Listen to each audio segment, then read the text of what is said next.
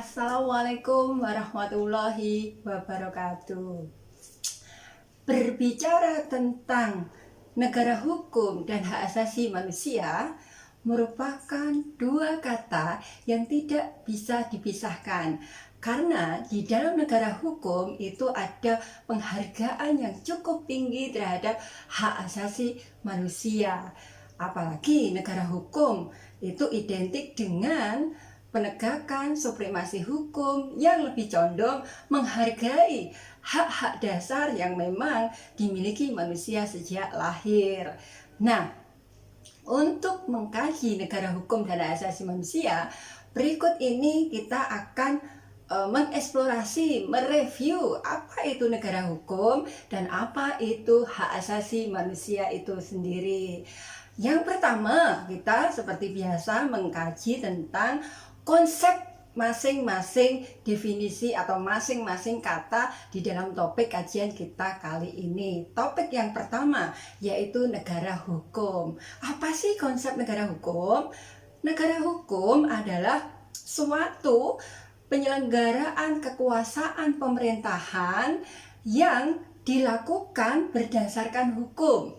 Jadi artinya pemerintah dan lembaga-lembaga lain dalam melakukan tindakan apapun itu berdasarkan hukum dan dapat dipertanggungjawabkan secara hukum.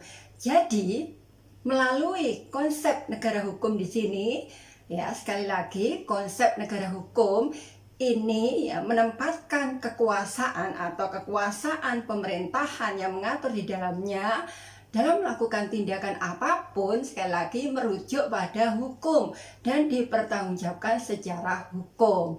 Nah, negara yang berdasarkan hukum menempatkan posisi hukum sebagai suatu tempat yang tertinggi. Oleh sebab itu, kita mengenal istilah adanya supremasi hukum. Jadi, jelas ya di situ. Negara hukum adalah negara yang kekuasaan pemerintahannya diletakkan atau didasarkan pada hukum. Sehingga bisa diartikan segala tindakan baik pemerintah maupun lembaga-lembaga lain itu didasarkan pada hukum dan harapan idealnya itu bisa dipertanggungjawabkan secara hukum. Itu tataran konsepnya. Bagaimana fakta di lapangan itu yang perlu dianalisis. Bagaimana analisisnya? Apakah secara teoritis ini sudah match dengan teori yang ada atau kenyataan itu masih jauh dari harapan? Itu tugas kita untuk menganalisis, khususnya di negeri Indonesia ini ya, seperti itu. Sehingga pemerintah yang menyatakan negaranya sebagai negara hukum, di situ perlu dipahami dasar hukumnya digunakan sebagai landasan dirumuskannya peraturan perundang-undangan. Sebagai puncaknya itu merujuk pada konstitusi atau hukum dasar negara. Masih bingungkah di sini? Saya ulangi, negara yang berdasarkan hukum atau negara yang merujuk pada hukum ya, di situ dikatakan bahwa hukum ini sebagai media sumber utama di dalam proses perumusan perundang-undangan yang berpuncak pada siapa? Pada konstitusi atau hukum dasar negara. Jadi hukum dasar negara atau konstitusi ini sumber daripada sumber dikeluarkannya suatu perumusan peraturan perundang-undangan. Maksud saya seperti itu. Ya, saya pikir jelas ya. Jadi sumber dari segala sumber hukum dasar negara atau konstitusi ini sebagai patokan atau rujukan dirumuskannya peraturan perundang-undangannya, seperti itu. Nah, untuk Indonesia secara yuridis formal dinyatakan bahwa negara Indonesia adalah negara hukum. Di mana yuridis formal itu bisa dibuktikan? Bisa dibuktikan melalui pembukaan Undang-Undang Dasar 1945, khususnya alinea 4. Yang di dalam alinea 4 itu ada yang menjelaskan, maka disusunlah kemerdekaan kebangsaan ini, ya, saya ulangi lagi, maka disusunlah kemerdekaan kebangsaan itu dalam suatu Undang-Undang Dasar Negara Indonesia. Nah, di kalimat itu sangat menyatakan jelas bahwa didirikannya negara Indonesia harus didasarkan pada Undang-Undang Dasar 1945. Nah, dari kalimat itu sudah sangat membuktikan bahwa Indonesia itu rupa-rupanya negara yang didirikan atas Undang-Undang Dasar negara, ya, seperti itu. Itu bagian daripada kalimat yang ada di dalam alinea 4 pembukaan Undang-Undang Dasar 1945. Ya, di situ paling tidak kita sebagai warga negara bangsa Indonesia yang ya berusaha baiklah, paling tidak secara teoritis kita bisa memahami dari apa yang kita baca, ya kita berusaha menyelami, kan begitu ya, dari kerangka konsep dan teori yang ada, mampu membuktikan secara konseptual yuridis formalnya itu di mana, kita paham lah, paling tidak seperti itu ya. Sekali lagi bahwa negara Indonesia sebagai negara hukum, rujukannya di mana? Rujukannya ada di pembukaan Undang-Undang Dasar 1945. Alinea berapa? Alinea keempat. Di mana salah satu bunyinya, misalnya salah satu bunyinya ada di sela paragraf 4 misalnya ya. Salah satu bunyinya, maka disusunlah kemerdekaan kebangsaan itu dalam suatu Undang-Undang Dasar Negara Indonesia, yang artinya di situ terlihat jelas bahwa negeri ini didirikan atas dasar Undang-Undang Dasar Negara. Terus kemudian konsep negara hukum yang membackup adanya yuridis formal di dalam pembukaan Undang-Undang Dasar 1945, di dalam Undang-Undang Dasar 1945 itu sendiri, khususnya itu bab 1 yang berbicara tentang bentuk dan kedaulatan, yakni tepatnya pasal 1 ayat 3 yang menyatakan bahwa negara Indonesia adalah negara hukum.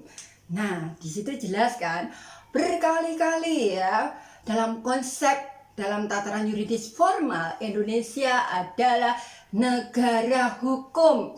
Menyatakan dengan detail, dengan bukti yang tertulis, yang nyata di dalam hukum dasar negara, di dalam konstitusi, ya, jelas sekali di situ. Pembukaan Undang-Undang Dasar 1945, khususnya alinea 4 di dalam paragraf kalimat, yaitu tadi yang saya sebutkan. Kemudian di dalam Undang-Undang Dasar 1945, khususnya bab 1, saya ulangi lagi, pasal 1 ayat 3 ya, seperti itu. Nah, kejelasan atau kepastian Indonesia menyematkan predikat diri sebagai negara hukum telah meyakinkan negara pemerintah ini menjunjung tinggi yang namanya hukum itu sendiri, sehingga kita mengenal istilah supremasi hukum. Di dalam supremasi hukum ini ada penghargaan yang cukup tinggi dan harapan yang cukup tinggi akan ditegakkan hukum.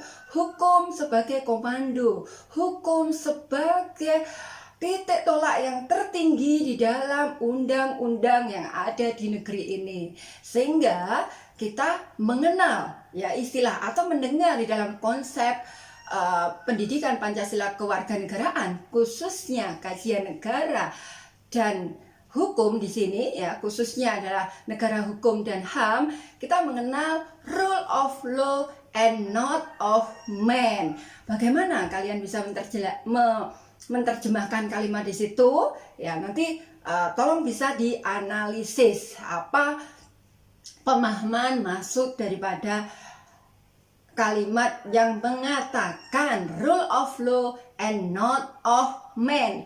Yang jelas dari kalimat tersebut terwakili bahwa hukum sebagai landasan tertinggi bukan manusia. Jadi panglima tertingginya di sini adalah hukum yang harus dipatuhi.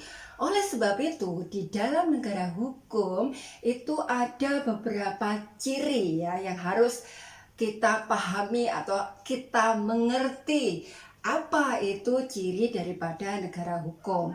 Ciri negara hukum itu salah satunya adalah yang pertama, menghargai adanya kepastian hukum. Jadi hukum itu pasti. Apa sih yang dimaksud kepastian hukum?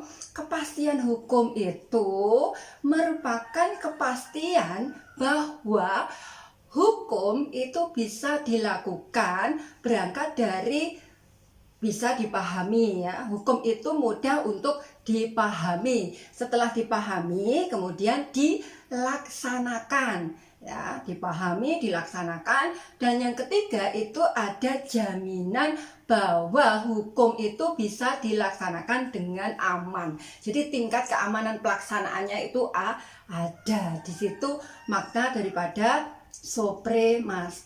makna dari kepastian hukum. Dan yang kedua, ciri daripada negara hukum itu sangat menghargai yang namanya hak asasi manusia. Hak asasi manusia tanpa memandang sisi baik politik, ya, hukum, sosial, ekonomi maupun kebudayaan. Jadi hak asasi manusia ini tanpa perbedaan, tidak memandang baik dari sisi politiknya, ekonominya, sosialnya, hukumnya, kebudayaannya. Maksudnya seperti itu ya. Kan memang hak asasi manusia itu sebagai anugerah, sebagai anugerah dari Tuhan, dan memang dibawa manusia sejak lahir atau sejak hadirnya manusia di tengah-tengah masyarakat. Sangat dijunjung tinggi di situ posisinya ya. Karena memang hak asasi manusia ini ya memang benar-benar diperhatikan di negeri ini. Kalaupun ada dinamika problematikanya nanti kita kaji di materi selanjutnya setelah hak asasi manusia, khusus di hak asasi manusia ya. Yang kedua itu jadi ciri daripada negara hukum tadi kan ada kepastian hukum. Yang kedua saya sebutkan ada penghargaan atau pengakuan hak asasi manusia. Dan yang ketiga itu ciri daripada negara hukum adanya peradilan bebas. Peradilan bebas ini artinya peradilan yang tidak mengedepankan kekuasaan sepihak atau kekuatan sepihak, tetapi condong kepada peradilan bebas. Bebas yang tidak memihak, tidak pilih kasih. Yang salah memang perlu dihukum dan yang benar memang harus dikalkulasi kebenarannya. Begitu juga tidak ada orang kebal hukum di dalam negara hukum. Meskipun siapapun dia, pejabat pun, siapapun yang bersalah harus mengikuti prosedur yang berlaku. Pertanyaannya adalah, ketika ciri negara hukum sedemikian rupa sudah kita anggap sebagai teori yang indah, konsep yang indah di negeri ini, bagaimana aplikasi dan realitasnya, problematika apa yang terjadi di tengah-tengah masyarakat dan negeri ini?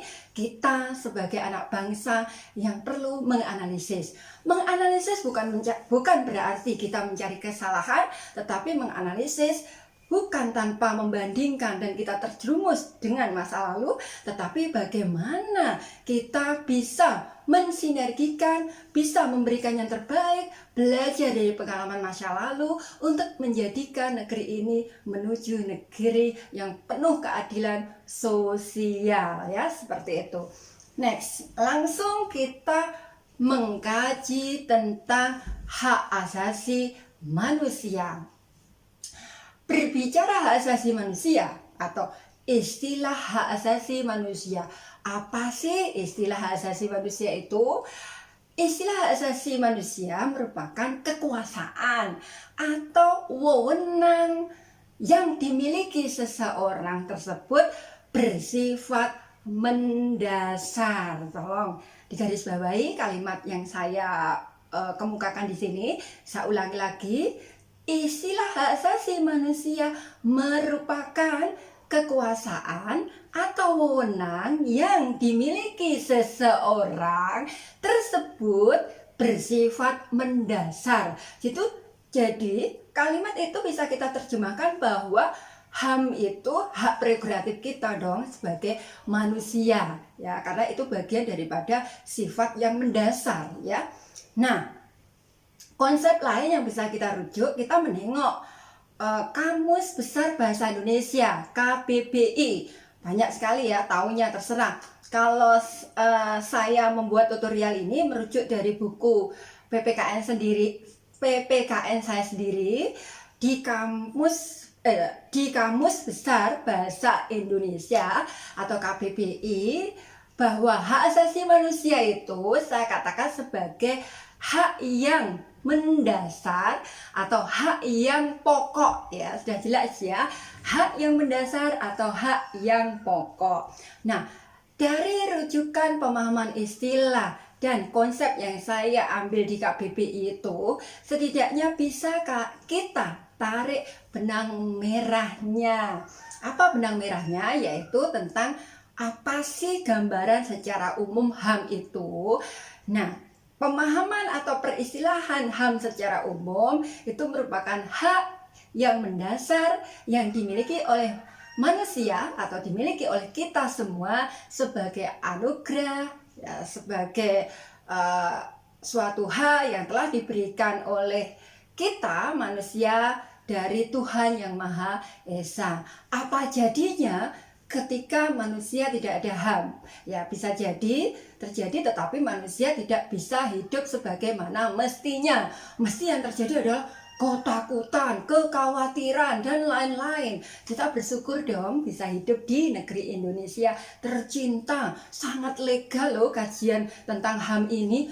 Kalau teman-teman buka, coba dibuka di pembukaan Undang-Undang Dasar 1945 yang menyebutkan maka sesungguhnya kemerdekaan itu adalah hak segala bangsa. Itu juga mengkaji tentang HAM.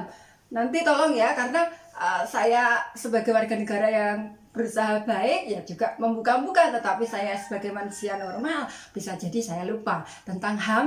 Di alinea pertama itu juga mewakili kalau saya katakan atau simpulkan atau analisis. Maka sesungguhnya kemerdekaan kebangsaan itu adalah hak segala bangsa. Dan oleh sebab itu, penjajahan di muka dunia harus dihapuskan karena tidak sesuai dengan pri kemanusiaan dan pri keadilan. Jelas ya, di situ berarti di negeri ini sangat jelas namanya HAM dilindungi atau secara yuridis formal ada di pembukaan Undang-Undang Dasar 1945, terutama pasal paragraf 1. Next. Nah, HAM sebagai sesuatu yang sangat diindahkan di negeri ini ya, tentunya kita sebagai warga negara yang baik bukan berarti dengan adanya HAM yang dilindungi terus kita mau berbuat seenaknya. Misalnya ambil contoh kasus yang terjadi ketika aparat misalnya membersihkan Satpol PP dengan kekerasan, maka Satpol PP itu kena HAM, misalnya seperti itu. Tidak kena HAM. Sebaliknya, kalau si pedagang kaki lima ini kena Satpol PP, maka dia kena penegakan hukum HAM. Nah, ini tentunya yang tidak pada tempatnya. Jadi sekali lagi yang sifatnya peradilan yang tidak memihak berdasarkan negara hukum ya tidak boleh pilih kasih. Meskipun dia aparat juga kena ya pasal tentang pelanggaran HAM. Begitu juga dengan si pedagang kaki lima. Nanti coba berikan beberapa contoh tentang wujud implementasi daripada HAM itu sendiri di dalam praktek kehidupan sehari-hari. Karena memang saya nggak kepingin kita ahli teori tetapi tidak bisa memilah-milah, tidak bisa mengkualifikasi dari teori yang ada, sehingga harapannya kedangkalan teori itu tidak terjadi. Begitu juga kita juga dalam aplikasi itu bisa memahami gitu. Jadi ada keseimbangan atau balance tataran teori dengan praktek. Tidak dominan teori, juga tidak dominan aplikasi di lapangan, tetapi kita bisa memediasi dua media yang memang berbeda. Kadangkala teori begitu indah, prakteknya banyak yang menyimpang. Itu tentu tidak menjadi harapan kita sebagai anak bangsa Indonesia. Mari kita bersama-sama belajar tentang teori yang ada dan menengok fakta di lapangan, sehingga kita menjadi warga negara bangsa yang bisa berpikir besar, ya, tidak berangkat dari berita yang secuil-cuil atau parsial, sehingga justru berdampak kedangkalan berpikir, sehingga terjadi mudah tersulut kerusuhan dan lain sebagainya, mudah tersulut menyalahkan dan seterusnya. Itu yang perlu kita redam, ya, karena bangsa Indonesia adalah bangsa yang besar, bangsa yang bisa mempunyai pemikiran yang lebih luas, ya, sehingga bisa mempraktekkan tataran teori ini dalam kehidupan sebaik-baiknya, sehingga bisa mengusung ke Indonesia lebih jaya, menuju Indonesia yang lebih luar biasa di mata dunia. Karena perlu diketahui, ya, bicara tentang HAM ini, saya jadi lupa jadinya, bicara tentang Indonesia di mata dunia, tentang hak asasi manusia ini sudah dideklarasikan di Indonesia lebih dulu loh dibanding luar negeri. Di Indonesia HAM dideklarasikan tepatnya 10 Desember 1945. 10 Desember 1945. Jadi artinya sejak negeri ini ada, HAM lebih dulu. Kita merdeka 17 Agustus ya 1945. Nah, HAM itu 10 Desember 1945. Jadi di tahun yang sama, di bulan yang berbeda. Artinya kita merdeka dulu, baru kemudian deklarasi HAM di negeri ini dimunculkan, yaitu tepatnya 10 Desember 1945. Nah, bagaimana hubungannya? Katanya tadi saya mengatakan lebih dulu dibanding dunia, khususnya adalah PBB. Nah, di sini HAM secara deklarasi internasional itu disematkan tepatnya 28 Desember ya, 28 Desember 28 Desember atau tahunnya sama ya, nanti tolong dicek ya, Hari HAM sedunia. Apakah 10 Desember tahunnya berbeda, yaitu untuk deklarasi HAM dunia itu 1948 ya. 10 Desember 1948. Kalau kita 10 Desember 1945. Jadi di situ sangat jelas Indonesia lebih dulu, bisa dibilang bersamaan dengan berdirinya negara Indonesia. Nah, berbicara tentang HAM di sini, tentu kita bertanya, apa bukti pengakuan kalau HAM di Indonesia diakui? Pengakuan HAM di Indonesia diakui itu bisa dilihat dari beberapa faktor yuridis formal. Landasannya yang pertama, ya seperti saya katakan tadi, ya sebenarnya cuma ini lebih sistematis ya. Yang pertama yaitu ada di dalam pembukaan Undang-Undang Dasar 1945 alinea pertama. Ya, alinea pertama itu kan intinya penjajahan di atas dunia harus dihapuskan karena tidak sesuai dengan pri kemanusiaan dan pri keadilan. Oleh sebab itu, jelas ini di alinea pertama dari pembukaan Undang-Undang Dasar 1945 bahwa HAM sangat diakui ya. Kita tentu sebagai warga negara yang baik harus mengindahkan hal tersebut ya. Kemudian pengakuan HAM di Indonesia yang kedua masih di dalam pembukaan Undang-Undang Dasar 1945, tepatnya yaitu di alinea keempat ya, di alinea keempat ya.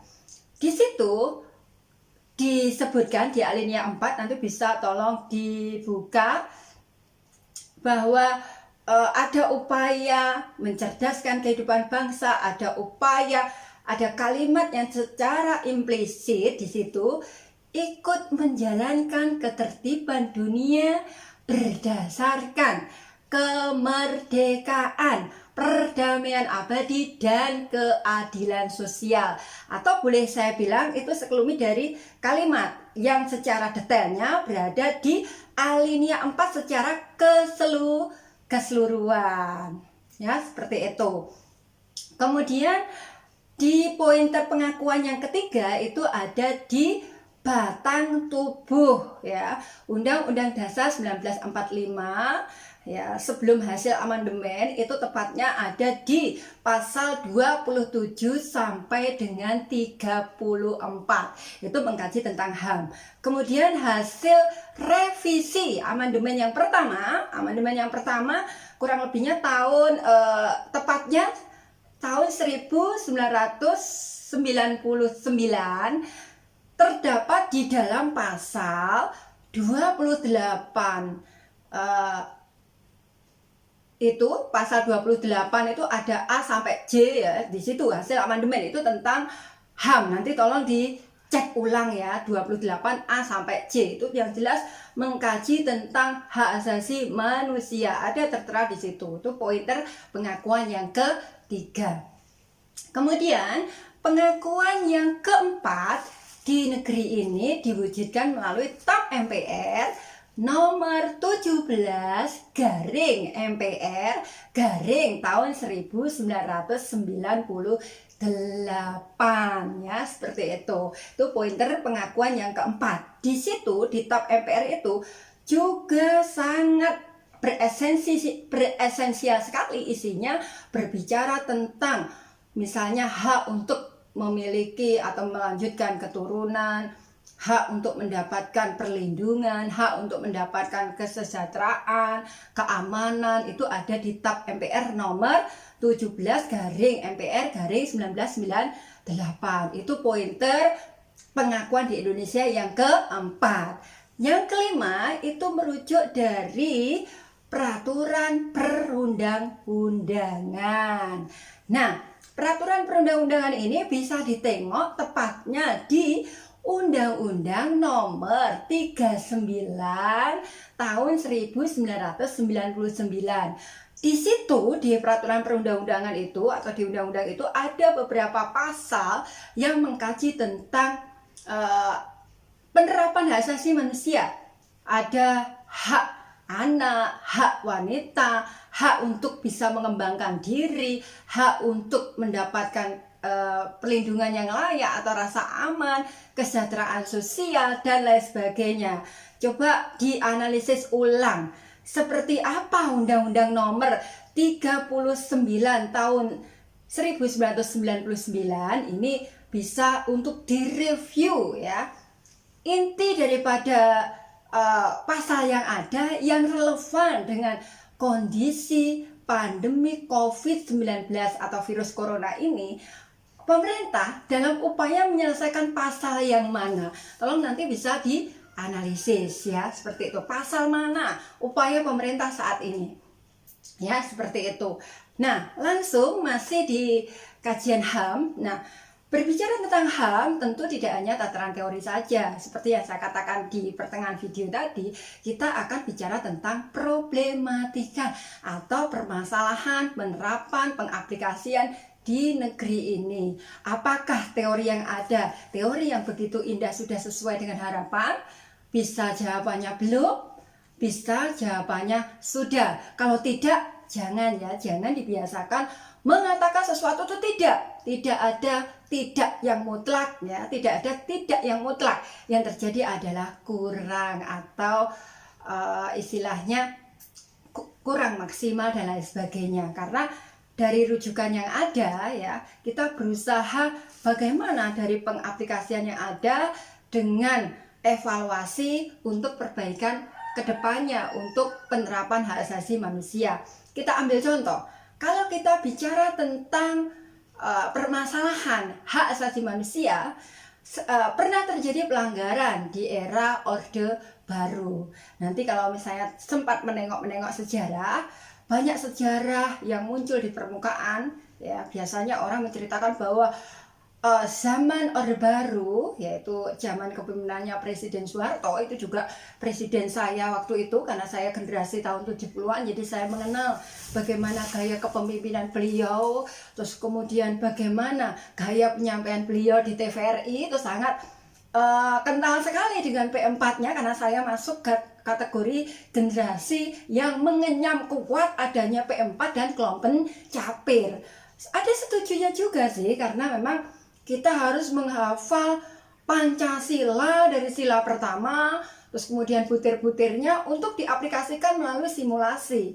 Ya, untuk generasi sekarang ini kan sangat sulit ya, sehingga sempat kemarin waktu pemilihan Putri Indonesia ya, kemudian ada kesalahan. Kalau dulu kemungkinan besar sangat tipis terjadi kesalahan di generasi saya, karena memang P4 itu ya harus benar-benar digembleng secara esensial ya, punya sisi positif dan sisi negatif. Semua bukan untuk kita bandingkan ya. Sekali lagi, pemahaman Orde Baru dengan era reformasi sekarang ini bukan untuk dibandingkan. Memang karena kebetulan karakter saya bukan untuk suka membandingkan sesuatu. Saya lebih suka mengkaji, menganalisis ya. Kalau memang itu kurang maksimal, ya baiknya seperti apa.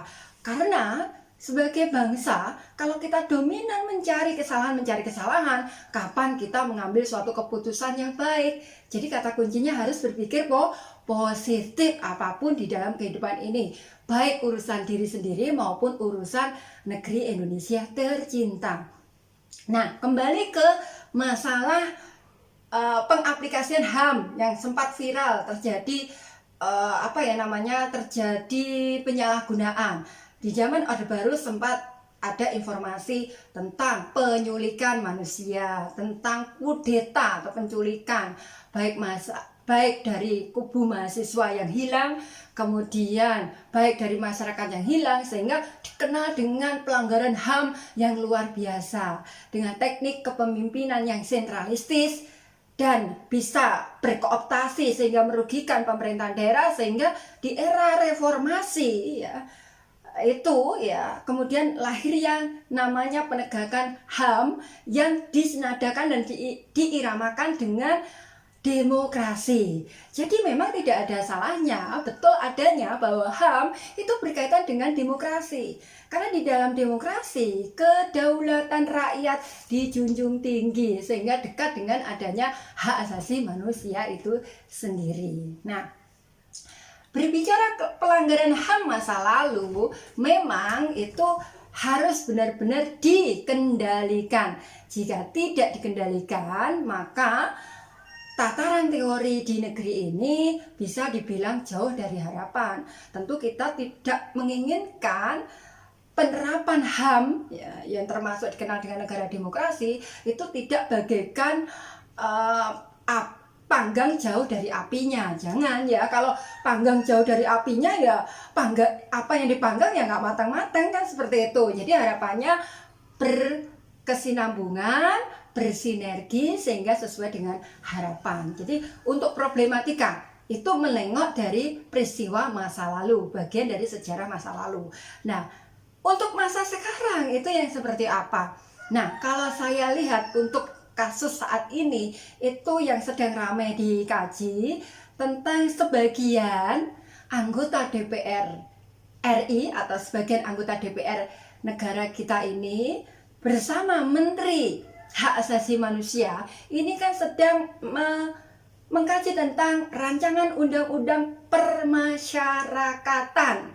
Karena memang saya sempat menulis di media ya seperti itu tentang RUU pemasyarakatan. Artinya di dalam RUU permasyarakatan ini mengundang kontroversi. Kenapa mengundang kontroversi? Karena di dalam RUU permasyarakatan itu memberikan kemudahan remisi bagi pelaku tindak pidana seperti korupsi atau koruptor mudah mendapatkan remisi.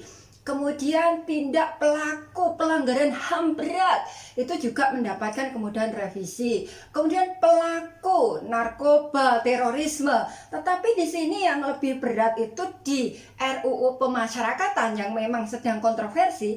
Kalau kita garis bawahi itu ada 3 sebenarnya ya, tentang kemudian revisi bagi pelaku korupsi, kemudian pelaku terorisme, dan yang ketiga pelanggaran HAM yang berat. Nah, 3 poin di dalam RUU Permasyarakatan ini ya mengundang kontroversi. Kenapa? Artinya orang ya di lapas sana banyak beberapa orang, bahkan lebih dari beberapa, diberikan kemudahan dikeluarkan dari lapas yang ada. Nah, ini tolong juga bagi kita masyarakat menganalisisnya juga jernih. Nah, bagaimana menganalisis? Kalau saya secara pribadi, saya percaya bahwa apapun suatu keputusan itu berangkat dari pemikiran. Jadi saya ulangi lagi, apapun keputusan itu berangkat dari pemikiran. Dan pemikiran itu melalui proses yang cukup panjang dengan menimbang kelebihan dan kekurangan. Itu kalau menurut saya. Jadi saya melihat dari sisi positif dan negatif. Kalau saya melihat dari segi positif, saya melihat iktikat baik daripada Menteri HAM dan anggota DPR. Karena apa? Maksudnya itu begini mungkin ya, karena sekarang ini kan pandemi COVID-19 atau virus corona, bisa jadi maksudnya untuk memotong rantai penyebaran COVID atau virus corona itu sendiri di lapas ya, seperti itu, atau di lembaga kemasyarakatan itu, sehingga RUU ini digodok sedemikian rupa supaya mata rantai itu tidak overload ya, seperti itu mungkin dari segi positif. Nah, dari segi negatif secara kontroversial ini sebetulnya kan berangkat dari undang-undang sebelumnya ya. Karena undang-undang sebelumnya itu memang mengatur secara ketat yang dimaksud dengan undang-undang permasyarakatan. Nah, aturan yang ketat ini, pemberian remisi yang ketat ini yang kontroversi di tengah masyarakat. Itu khususnya undang-undang kemasyarakatan, undang-undang pemasyarakatan. Nanti bisa ditengok undang-undang nomor berapa, misalnya nomor 12 tahun 1995. Kemudian ini akan menghapuskan undang-undang yang berlaku saat ini ya, seperti itu, khususnya tahun 2012 nomor 99. Itu nanti dicek ya, peraturan pemerintah nomor 12 tahun 1999. Kemungkinan seperti itu, nanti tolong dicek, karena memang saya posisinya di sini bukan sebagai pakar hukum tetapi sebagai pengajar yang sekaligus mengamati bagaimana pengaplikasian peraturan pemerintah maupun undang-undang melalui kajian negara hukum dan HAM.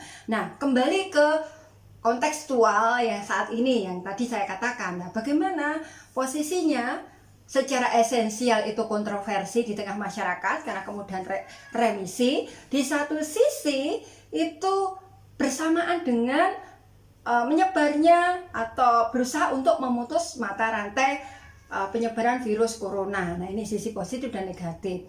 Itu nanti tolong dianalisis. Solusi yang tepat itu bagaimana kalau andai kata kita posisi sebagai Menteri Hak Asasi Manusia. Kalau tidak, nanti Menteri Hak Asasi Manusia kena Komnas HAM.